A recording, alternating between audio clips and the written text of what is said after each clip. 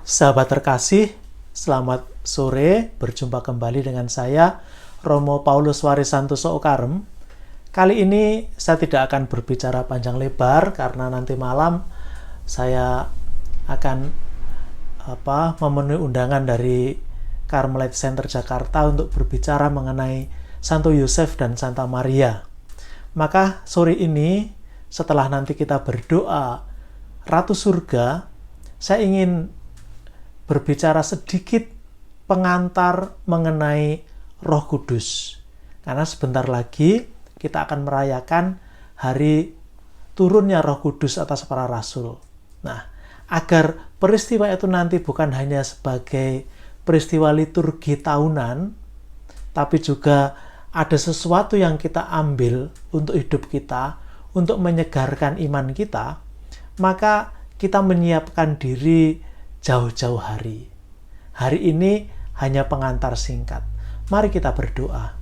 Demi nama Bapa dan Putra dan Roh Kudus. Amin. Ratu Surga, bersukacitalah, haleluya, sebab Ia yang sudi kau kandung, haleluya, telah bangkit seperti yang disabdakannya, haleluya. Doakanlah kami pada Allah, haleluya. Bersukacitalah dan bergembiralah perawan Maria, haleluya, sebab Tuhan sungguh telah bangkit, haleluya. Marilah berdoa. Ya Allah, Engkau telah menggembirakan dunia dengan kebangkitan Putramu, Tuhan kami Yesus Kristus. Kami mohon, perkenankanlah kami bersukacita dalam kehidupan kekal bersama bundanya perawan Maria. Demi Kristus pengantara kami. Amin. Demi nama Bapa dan Putra dan Roh Kudus. Amin. Sahabat terkasih, harus kita akui bahwa Allah Roh Kudus itu kalah populer dibandingkan Allah Bapa dengan Allah Putra. Dan kebanyakan dari kita kalau mendengar devosi kepada Roh Kudus begitu misalnya, orang akan berpikir langsung, oh ini kelompok pembaharuan karismatik. Orang sudah langsung mengkelompokkan, oh ini gengnya ini gengnya ini gengnya ini. Nah, padahal sebagai Allah, pribadi ketiga Allah, itu ya tidak khusus untuk satu kelompok tertentu, tapi untuk semua, untuk kita semua. Nah, kita pasti paham, Roh Kudus itu hadir karena sebagai pemenuhan janji Yesus. Sebelum Yesus kembali ke surga, setelah kebangkitannya, Yesus menjanjikan akan mengutus Roh Penghibur, Roh Kudus, untuk mendampingi kita. Di sana ada paket rahmat dari Allah. Rahmat takut akan Allah, rahmat kebijaksanaan, rahmat keberanian, rahmat pengertian, dan seterusnya. Ada 7. Nah, ada banyak hal yang sebenarnya sangat berguna untuk hidup kita, untuk pertumbuhan hidup pribadi kita. Iman kita tentu saja akan bertumbuh baik dengan rahmat-rahmat yang dibawa oleh Roh Kudus.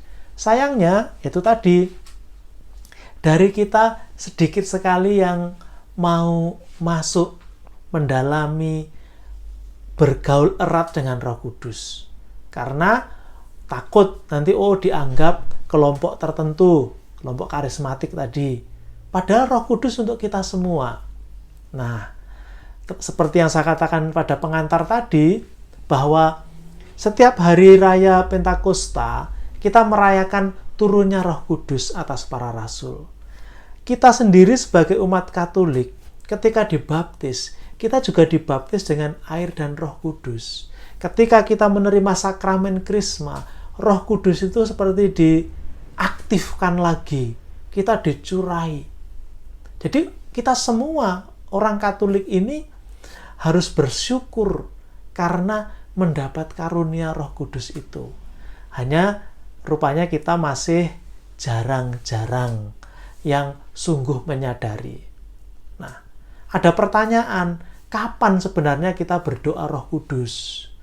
Momennya apa? Ada orang kalau misalnya jam 3 sore orang berdoa kerahiman ilahi, jam 6 sore kita berdoa Ratu Surga atau Malaikat Tuhan. Kapan berdoa Roh Kudus? Biasanya orang mohon anugerah Roh Kudus, hadirnya Roh Kudus itu kalau misalnya akan ada pertemuan. Jadi misalnya ada rapat gitu ya, pertemuan bersama, itu baik berdoa mengundang Roh Kudus hadir. Agar pembicaraan yang kita omongkan, pemikiran, itu nanti selaras karena didampingi dan dibimbing Roh Kudus. Juga kalau akan memulai pertemuan doa, misalnya kami sejak awal masuk biara, kalau mau mengawali meditasi, itu selalu mendoakan doa Roh Kudus, mengundang Roh Kudus. Hadirlah Roh Kudus, penuhilah hati umatmu dan nyalakanlah di dalamnya api cintamu. Itu doa yang kami lakukan sebelum meditasi. Lalu masih banyak hal lagi. Kalau misalnya saya sebut ada Rosario Roh Kudus. Nah, ada banyak ternyata Rosario itu. Ada Rosario Roh Kudus. Saya hari ini tidak bisa menunjukkan karena belum selesai membuat. Nanti kalau sudah selesai, pada waktu persiapan akan saya tunjukkan bagaimana kita berdoa, doa Rosario Roh Kudus. Dan masih banyak lagi. Nah, seterusnya adalah kita mengupayakan untuk menambah pengetahuan kita tentang Roh Kudus.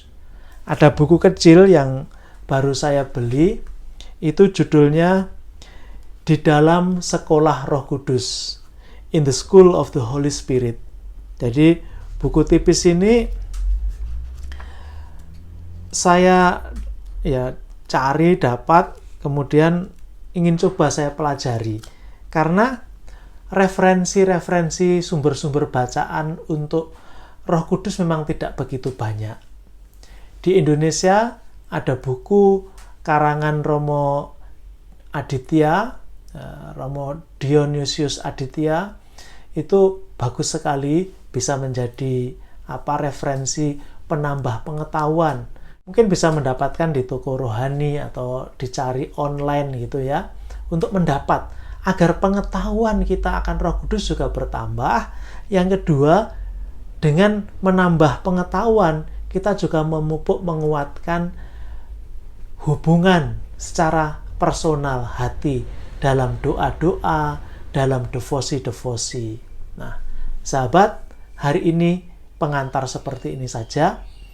Hanya seperti pengingat, sebentar lagi kita akan merayakan Pentakosta, menyambut datangnya Roh Kudus. Mari kita persiapkan. Besok kita akan memulai pembelajaran mengenai Roh Kudus itu. Kita akan kupas 7 karunia Roh Kudus. Mari kita berdoa. Demi nama Bapa dan Putra dan Roh Kudus. Amin. Bapa kami yang ada di surga, dimuliakanlah namamu, datanglah kerajaanmu, jadilah kehendak-mu di atas bumi seperti di dalam surga. Berilah kami rezeki pada hari ini, dan ampunilah kesalahan kami, seperti kami pun mengampuni yang bersalah kepada kami, dan janganlah masukkan kami ke dalam pencobaan, tetapi bebaskanlah kami dari yang jahat. Amin. Salam Maria, penuh rahmat, Tuhan sertamu. Terpujilah engkau di antara wanita, dan terpujilah buah tubuhmu, Yesus. Santa Maria, Bunda Allah, doakanlah kami yang berdosa ini, sekarang dan waktu kami mati. Amin. Salam Yosef, pria yang tulus mempelai murni Maria, ayah Mesias keturunan Daud. Terpujilah engkau di antara pria, dan terpujilah Yesus, putra Allah, yang dipercayakan kepadamu. Santo Yosef, pelindung gereja semesta, lindungilah keluarga-keluarga kami dalam damai dan rahmat ilahi, dan dampingilah kami pada waktu kami mati. Amin. Demi nama Bapa dan Putra dan Roh Kudus. Amin.